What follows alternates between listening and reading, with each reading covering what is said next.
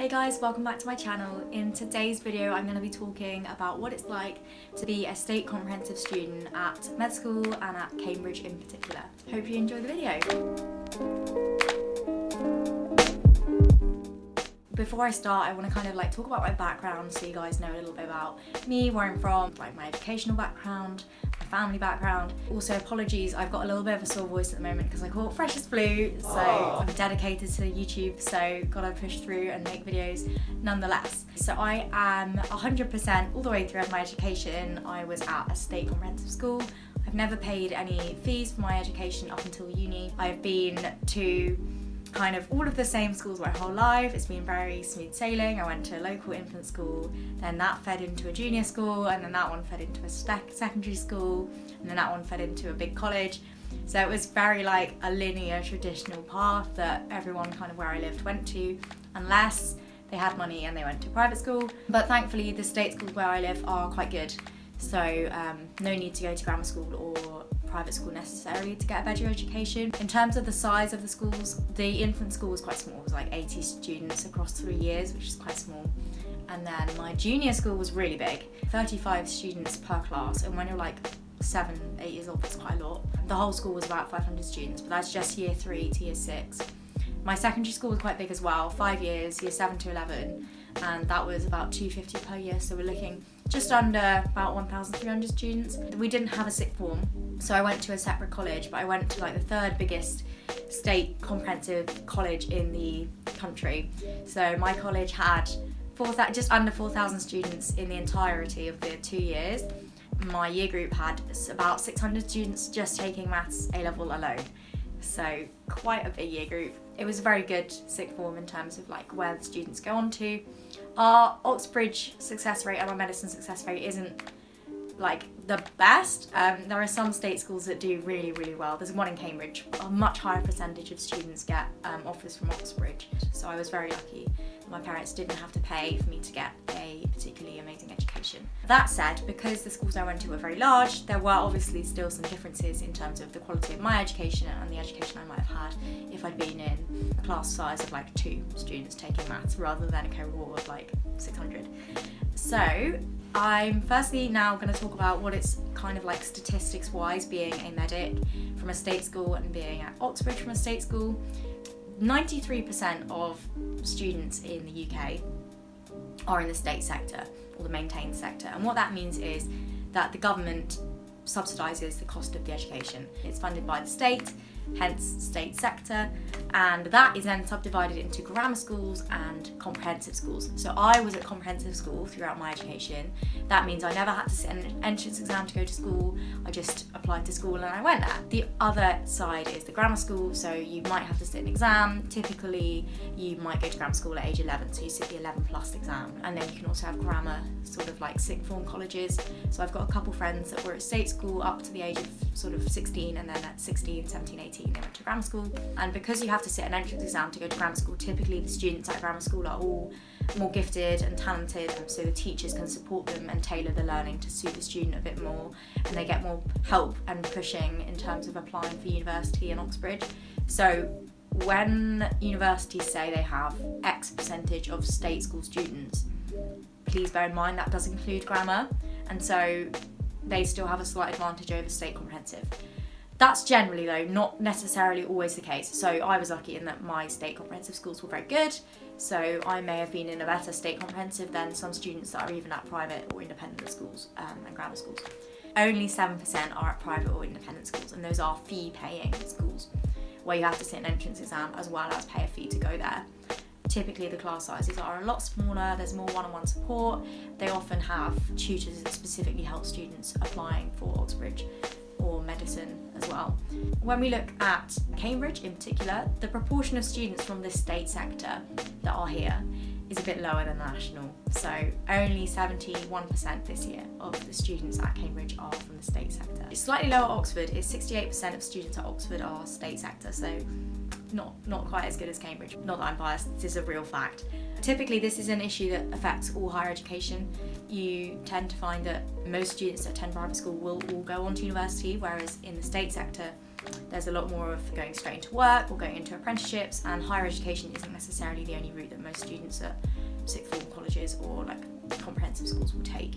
University is expensive, it's the most expensive part of my education so far. In terms of medicine, again, it's slightly skewed. So although 7% of students are privately educated nationally, at medical school it's not quite the same. In 2011, the Independent Schools Council, so the ISC, analysed figures from all of the independent schools in the country, and they found that while only 7% of students are privately educated, 28.5% of those at medical school were from private school.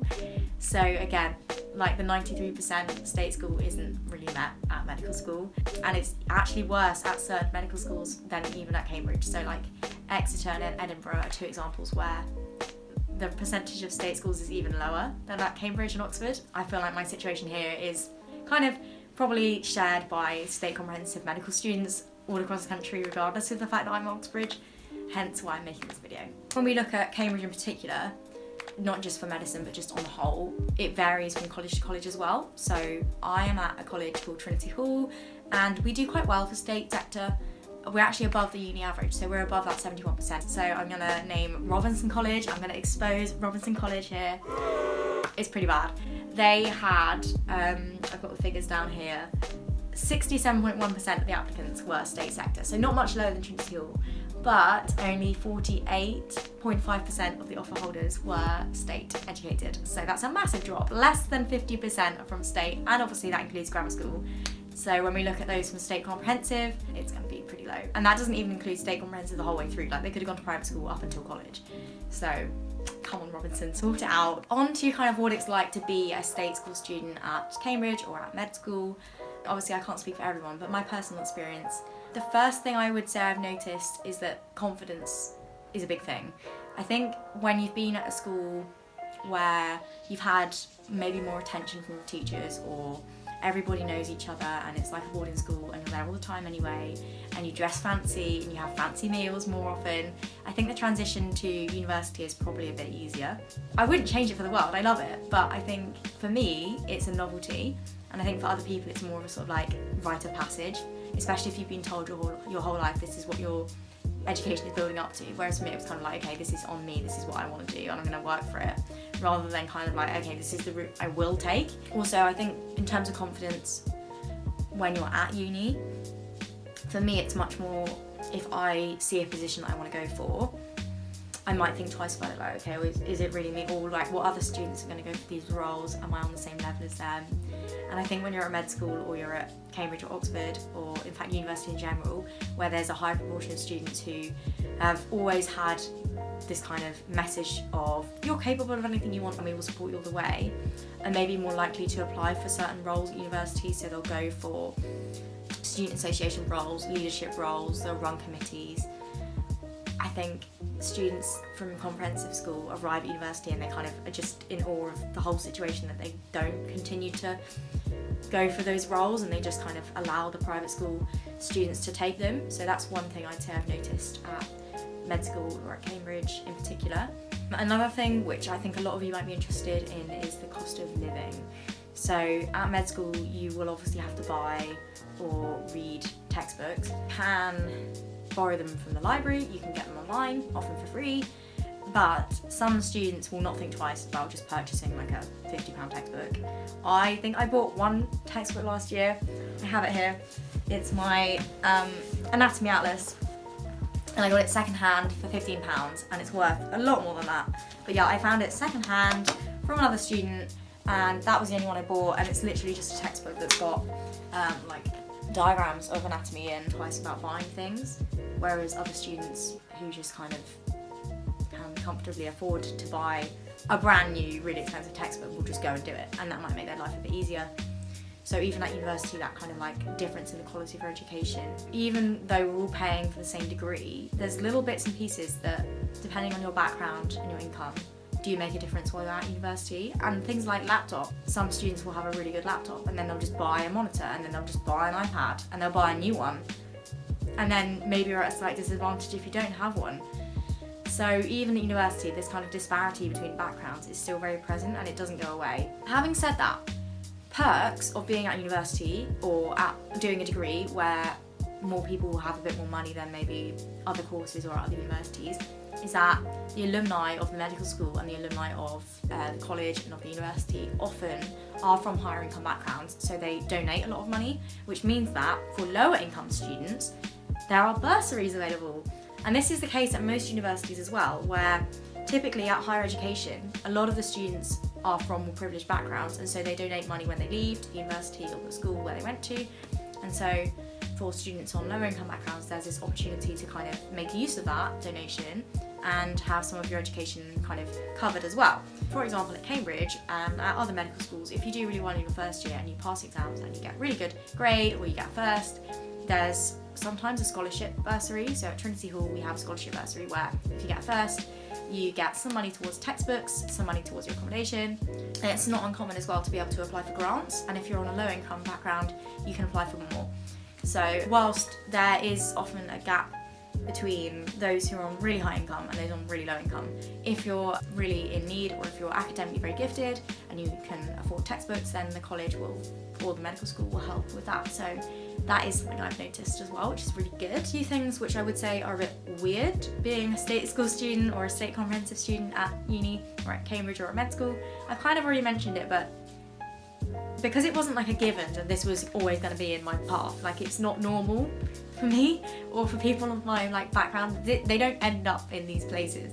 So things that happen at uni that just didn't happen in my life before, I'm still in awe of them. So things like formal hall or like wearing gowns all the time and like fancy forks. Like I sit down at the dining, I had my first formal yesterday and there were like 3 forks on the table, all different sizes, and like 2 knives and like fancy wine. Other students just kind of, like they've done all this before, they have meals with their teachers at school and they go to boarding school and they wear gowns and it's just normal. And so that's one thing I have noticed. And you'll notice that at university, that some people from certain backgrounds don't find it as much of a hurdle and it's not a culture shock. But I would say don't be put off by it, take it and embrace it, because it's such an amazing experience. It should be that everyone can access it, not just students who are on this trajectory kind of from the get-go. So don't be put off, like use it as motivation to go, because it is amazing. And why should you have to miss out just because you've had 18 years of not doing this before? Imposter syndrome is another one that's quite important. So at medical school in particular, I feel like imposter syndrome is a big thing, and you'll probably get this when you're applying as well. And obviously I want to help you guys that are applying. I'm actually working with a website called the Medic Collective, and I'll be sharing some of their resources with you very soon. And this is my kind of like first intro video to show you what they're all about. But Medic Collective is a website that one of the current Cambridge medical students has put together. I've been working on the committee as the YouTube officer to share with you guys resources that will help you apply to med school without needing to spend money or having connections to med school, which is kind of the approach that I had to take. So when you're applying to med school, you'll probably find that some students just get on with it and they feel like they know what they're doing, they're very confident, not fazed by it at all. They've got support because they've got family that are doctors, they've got friends that are doctors, their school or college has a work experience program where they just go into hospital, they get work experience, and then they have tuition to like pass their A-levels with flying colours. They have BMAT tutoring, UCAT tutoring, and it's all set and all sorted, and someone reads their personal statement for them, and then they're into med school and like that, and it's fine. Other students, you're on your own. Imposter syndrome will still affect you at university, where you feel like you don't necessarily fit or that you don't deserve to be there, or that other students just have more confidence than you and that they've aced it and it's all set. Don't let it throw you off. Don't let it throw you off during application, don't let it throw you off when you get to med school. I mean, it's easier said than done, because I have felt like sometimes, okay, I'm not the cleverest here, but you can't expect to be, and everyone's got their own skill set, and they obviously want you at the med school or at the university or at Cambridge or Oxford if they've given you an offer. I think a lot of it comes from confidence, and I think that's why some students from private school may find the transition to uni easier or to med school easier, because then they're kind of like, okay, this is fine, this is just what happens. Whereas for someone that's kind of like worked on their own the whole way through and then it happens, you're a bit like, oh my god, did that really happen? I am very excited to be working with the Medic Collective and sharing their completely free resources with you guys. If any of you are like me and you're from a background where you don't have any family members at medics, you don't have any friends at medics, you've got no connection to medicine really at all, your school just isn't really very supportive and they don't really guide you anything beyond the classroom, then I'm here for you, Medic Collective is here for you, and I'll be showing you how to use the website, what free resources are available, and kind of like proving to you that you don't need to have money and you don't need to have this expertise that private schools offer to get into Oxbridge or to get into med school, because all these resources are available, they are all free, and we want to help you guys. So best of luck with your applications, and I can't wait to see you again soon.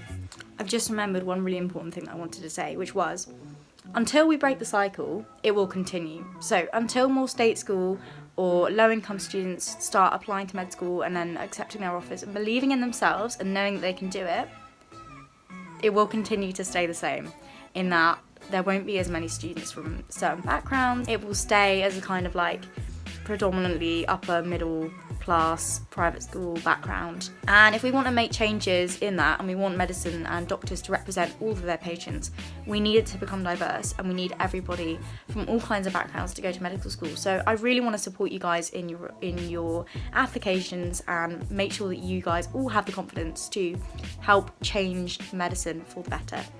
Okay, cool. I hope that's about it now. So I will really genuinely see you next time. Bye.